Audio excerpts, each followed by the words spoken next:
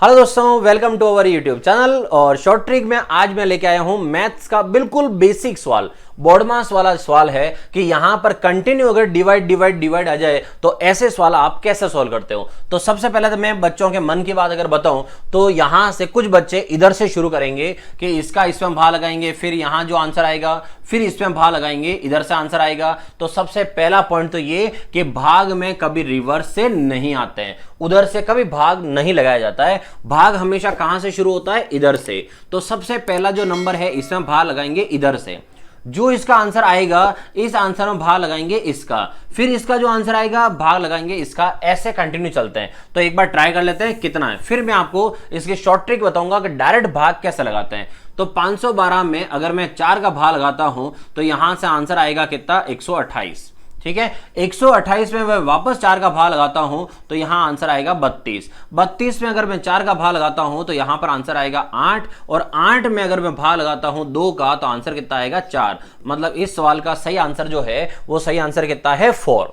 लेकिन मैं आपको सिखाता हूं कि अगर आप इस तरह से नहीं करना चाहो तो एक दूसरा जुगाड़ और है, और वो जुगाड़ क्या है? देखो, आप क्या करना, पहले ही पहला नंबर और यहां पर पहला भाग का चिन्ह इनको है जैसे रखो।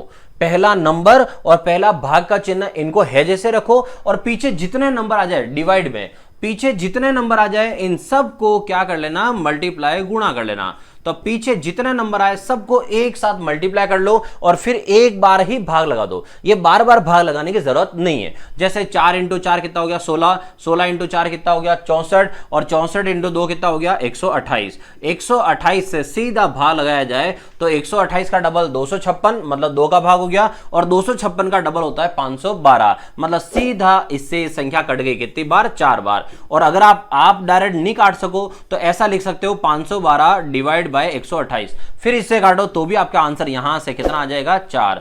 तो कभी भी अगर भाग का चिन्ह, कंटिन्यू भाग के चिन्ह आए तो क्या करना है दोस्तों?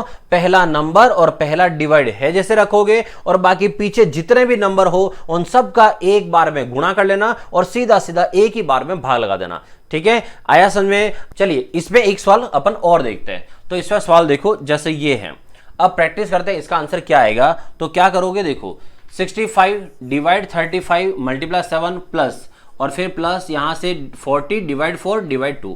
अभी आपको मैंने क्या बोला कि अगर कंटिन्यू भाग आ जाए तो फर्स्ट वाला भाग को छोड़ देना, उसके पीछे जो भी नंबर आए उन्हें गुणा कर लो। 4 इंटू 2 कितना हो गया? 8, और 8 का भाग लगाओ सीधा 40 में। 8 का भाग 40 में लगाओगे कितनी बार कट गया? 5 बार। इसका मतलब यहां से आंसर आया 5, तो प्लस के बाद यहां पर 5 आया। क्लियर? अब आगे देखो इधर की संख्या, इसमें क्या करेंगे? देखो 65 में क्या 35 का भाग जाता है? नहीं जाता है। तो ये जानबूझकर ऐसे सवाल दिए जाते हैं ताकि बच्चे यहां कंफ्यूज हो। करना क्या है, अगर कभी किसी नंबर में डायरेक्ट भाग नहीं जाए तो कोई दिक्कत नहीं है, उसको बटा में लिख देना ऐसे। डायरेक्ट भाग नहीं जा रहा है तो ऐसे फ्रैक्शन में लिख दो। इससे क्या होगा, जो पीछे की तरफ नंबर होगा वो नंबर आपके सामने यहां आगे आ जाएगा। ठीक है, अब आगे का तरीका, तो आगे में क्या करेंगे? इस 7 से 35 को काट दूंगा कितनी बार? 5 बार, और 5 से इसको काटूंगा तो ये कटेगा 13 बार। तो यहां से ये संख्या आई 13, और पीछे की तरफ ये संख्या आई 5, और 13 प्लस 5 कितना हो गया? 18। मतलब हुआ इस सवाल का आंसर 18।